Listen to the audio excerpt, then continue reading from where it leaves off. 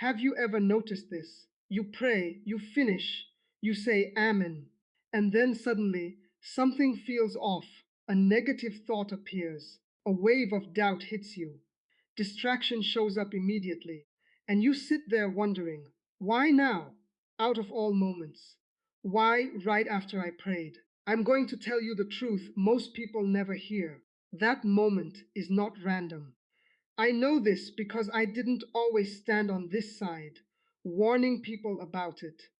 There was a time when I was deeply involved in the occult, trained to understand how influence works, how timing matters, and how reactions are used against people. And one thing was made very clear: you don't interrupt the beginning, you target the moment right after. Because right after someone prays, they expect peace, they expect clarity, they expect relief. And when something opposite appears in that exact moment, it creates confusion. And confusion is where people lose their position. I remember being taught this strategy clearly: wait until they finish, then challenge what they just established. Not with something obvious, not with something extreme, but something small. A thought like, did that even work? A feeling like, nothing changed. A distraction that pulls their focus away.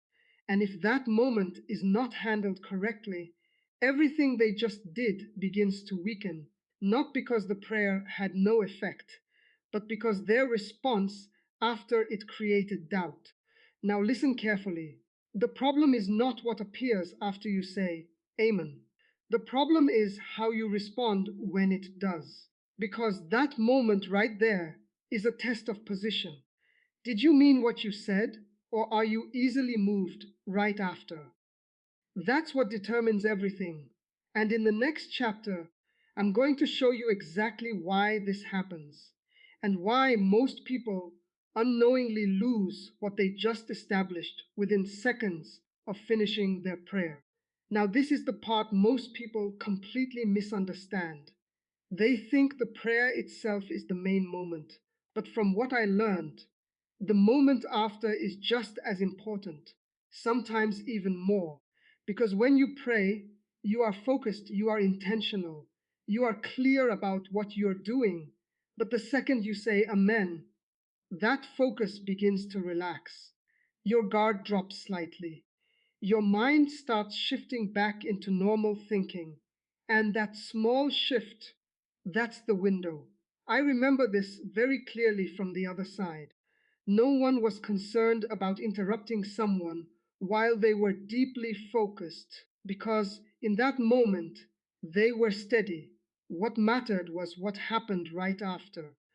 Because right after, people expect everything to feel better instantly. They expect peace to flood in. They expect clarity to come immediately. And if it doesn't, they begin to question. That's where the opening is, not in the prayer, but in the expectation after it. Let me explain this simply. You pray, you say Amen, and then suddenly a thought comes. What if nothing changed? Now that thought is small, easy to ignore, but most people don't ignore it. They engage with it. They start thinking, why do I still feel the same? Did I do something wrong? Was that even effective? And in that moment, they move from certainty into doubt. That's the shift. And once that shift happens, everything they just established begins to weaken, not because the prayer failed, but because their position changed. Now listen carefully. The attack is not always about stopping you from praying.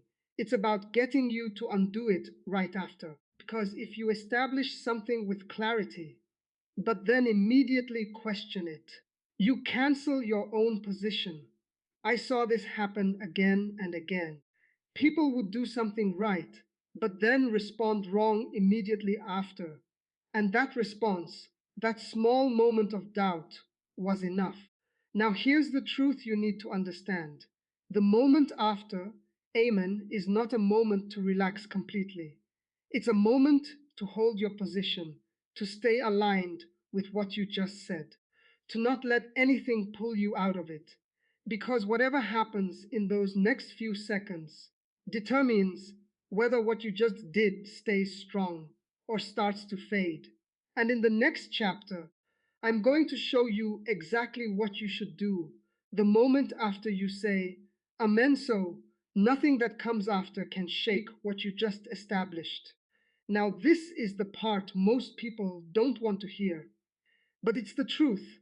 It's not always something external that weakens what you just did. Sometimes it's your own response right after.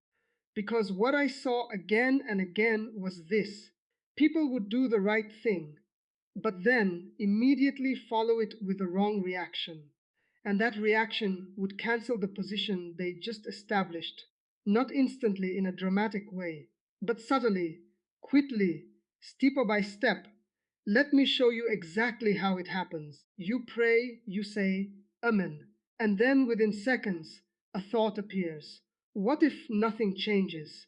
Now, instead of rejecting it, you think about it, you analyze it, you give it attention. And in that moment, you've already stepped out of certainty and into doubt. Or this happens. You pray with focus, but right after, you grab your phone, you scroll, you distract yourself. And just like that, your attention is gone. What you established has no time to settle. Or even this: you pray, but then you immediately start checking how you feel. Do I feel different? Do I feel better? And when the feeling doesn't match your expectation instantly, you start questioning. That's how it happens. Not because something strong came against you, but because you opened the door yourself. Now listen carefully. This is not about blaming yourself. This is about understanding the pattern. Because once you see it, you can stop it. The moment after Amen is not a casual moment, it's a critical one. Because whatever you do right after either strengthens what you just did or weakens it. I remember clearly, this was one of the easiest ways to disrupt people, not by stopping them, but by letting them undo it themselves through distraction, through doubt, through impatience, and most of them never even realized it. Now, here's the truth you need to hold on to. You don't need to do more. You just need to stop undoing what you've already done. That's it.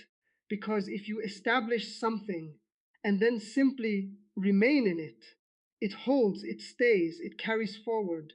But if you establish something and then immediately step out of it, you lose ground. So don't rush past that moment. Don't treat it like it doesn't matter, because those few seconds decide everything. And in the next chapter, I'm going to show you how to turn this into a habit. So you automatically hold your position every single time without even thinking about it. Now, this is where everything becomes consistent, because knowing what to do in that moment is powerful, but doing it every single time without hesitation, that's what changes your results. When I was in the occult, we didn't rely on one-time success. We relied on patterns, because patterns reveal what is automatic. If someone handled one moment correctly but failed the next, that inconsistency became the opening. But when someone responded the same way every time, no delay, no variation, no hesitation, there was nothing to work with. That's what you are building here, not a one-time reaction, but a trained response. So how do you make this automatic? You don't wait until pressure comes. You practice the response, even in calm moments, every time you pray, no matter how small. You follow the same sequence. You finish. You say, Amen. You pause. You lock your position. It is done. I remain in it. Every time, no exceptions, because repetition is what removes hesitation. At first, you may forget. You may rush. You may move too quickly into your next activity. But the moment you notice, you correct it immediately. You go back, you pause, you reset your position, because what you repeat becomes your default. Now, here's something very important. Keep it simple. Don't add extra steps. Don't complicate the moment. The power is not in doing more, it's in doing the same thing consistently. A few seconds, a clear decision, a steady position. That's it. I remember clearly. This is how strong patterns were built.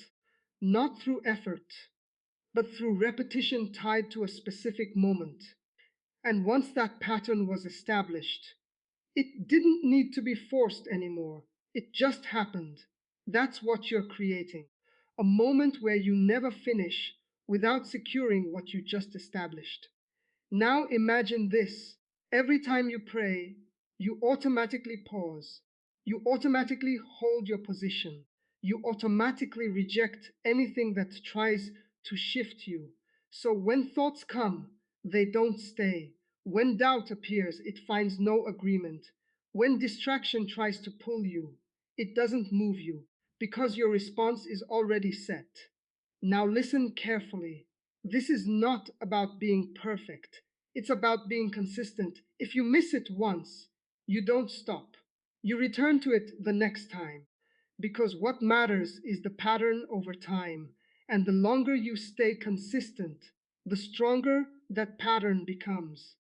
Until eventually there is no version of you that says Amen and then immediately loses position. And in the next chapter, I'm going to show you what happens when you reach that level, when nothing that comes after can shake what you just established. Now, this is where everything begins to change in a real, noticeable way.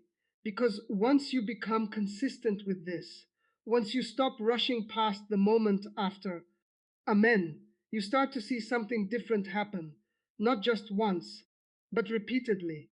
Things that used to affect you don't land the same way anymore. When I was in the occult, there was a clear pattern we watched for. People who were inconsistent were always affected. They would pray, feel focused, but then lose it within seconds. And that loss of position, that small shift into doubt or distraction, was all that was needed. But the ones who learned to hold their position, the ones who didn't move immediately after, they became difficult. Not up because nothing came against them, but because nothing stayed. That's the level you begin to step into. Let me show you what that looks like. You pray, you say Amen, and you pause, you lock your position. It is done, I remain in it. Now, when a thought tries to come, you notice it, but you don't engage. It passes. When a feeling tries to shift you, you feel it, but you don't follow it. It fades. When distraction tries to pull your attention, you see it, but you don't move with it. It loses its grip. That's the difference. You're no longer reacting to what comes after. You're filtering it. Now listen carefully. This doesn't mean nothing will try to appear. It means nothing will affect you the same way because you didn't give it space, you didn't give it agreement, you didn't give it time. And without those three things, nothing can build. I remember clearly, this was the most frustrating thing to work against. Not strong reactions, not emotional responses, but steady consistency, because there was no opening, no hesitation, no shift. And over time, attempts simply stopped producing results. Now, here's the truth you need to understand. You are not trying to control everything that comes after. You are controlling your response to it. And that response determines everything, because when your response is steady, nothing else gets the chance to grow. And once you reach that level, you stop feeling like you're constantly fighting to maintain what you just established because it holds naturally. And in the next chapter, I'm going to show you what your life looks like when this becomes your default, when every time you say Amen, it stays strong no matter what comes next. Now, this is where everything changes. And it's the point most people never reach, because for most people, Amen is the end of a prayer. But it's not the end of their movement. They say it and then immediately shift. They think, they question, they react, and because of that, Amen doesn't hold its position. But when you apply everything you've learned here, Amen becomes final, not just something you say, but a position you stay in. When I was in the occult, there was a clear difference between those who said things and those who stood in them. The ones who only said things were easy to move because their words didn't match their response. But the ones who said something and then remained in it, they became difficult because there was no gap, no space between what they declared and how they responded after. That's the level you begin to step into. Let me show you what that looks like in your life. You pray, you say Amen, and you don't move, not physically, but internally. You stay steady, you stay aligned, you stay certain. So when something tries to come right after, it doesn't shake you because you didn't leave your position open. You closed it. That's the shift. Now listen carefully. This is not about saying Amen louder. It's not about adding more words. It's about what you do after. Because the moment after Amen is where your authority is either confirmed or weakened. If you say it and then question everything, you weaken it. If you say it and then distract yourself immediately, you weaken it. If you say it and then stay in it, you confirm it. That's the difference. And once you start confirming it consistently, something powerful happens. You stop feeling like you have to keep going back and fixing things. You stop feeling like nothing sticks. You stop feeling like everything fades after a few moments because now it doesn't fade, it holds. Now, here's the most important part. This doesn't mean nothing will ever try to come after. It means what comes after doesn't move you anymore because your position is already set. And once your position is set, everything else has to meet that position, not the other way around. So instead of living in a cycle of doing something and then losing it, you begin to live in consistency. You say it, you hold it, and it stays.